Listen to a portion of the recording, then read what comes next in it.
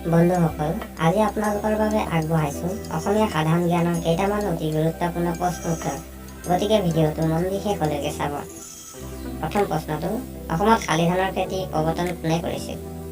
ইয়াৰ উত্তৰ আহোমসকলে। প্ৰশ্ন 2, শৰতৰ কবি কোন? উত্তৰ পাৰ্বতী প্ৰসাদ বৰুৱা। 3, হেলিৰ ধুমকেতু কিমান বছৰৰ মূৰে মূৰে আবিৰ্ভাৱ হয়? উত্তৰ ৭৬ বছৰ।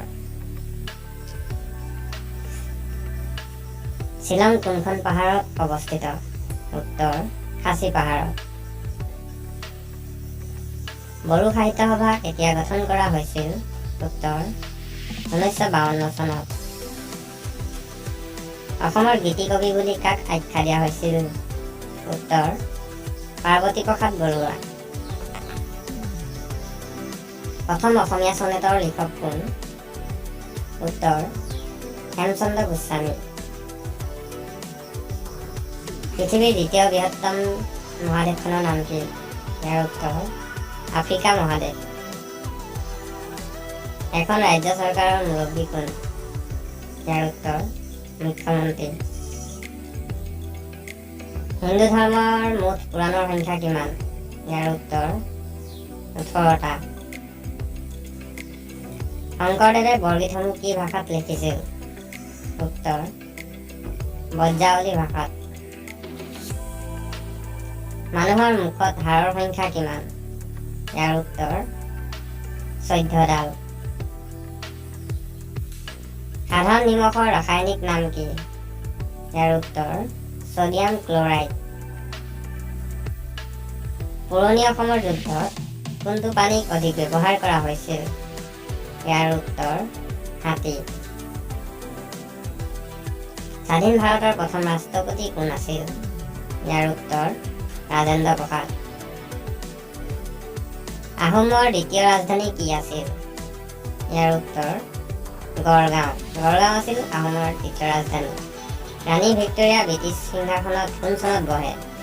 উত্তৰ ১৮৩৭ চনত।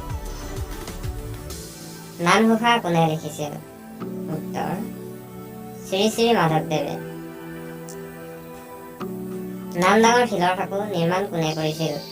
ইয়াৰ উত্তৰ ৰুদ্ৰসিংহই। প্ৰতি জয়মতী দিৱস কেতিয়া পালন কৰা হয়?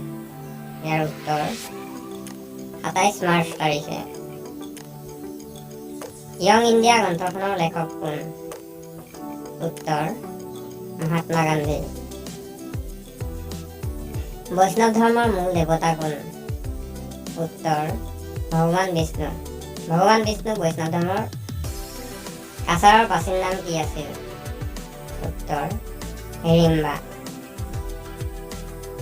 কাৰ দিনত হাজোত হয়গ্ৰীৱ মাধৱ মন্দিৰ নিৰ্মাণ কৰা হৈছিল? উত্তৰ ৰঘুদেৱৰ দিনত।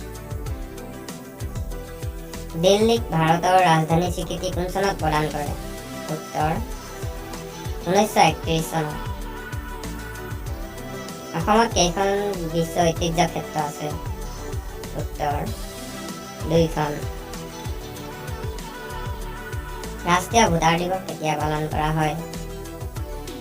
উত্তৰ ২৫ জানুৱাৰী। ব্ৰহ্মপুত্ৰ আৰু বৰাক উপত্যকাৰ মাজৰ পৰ্বতমালা কি?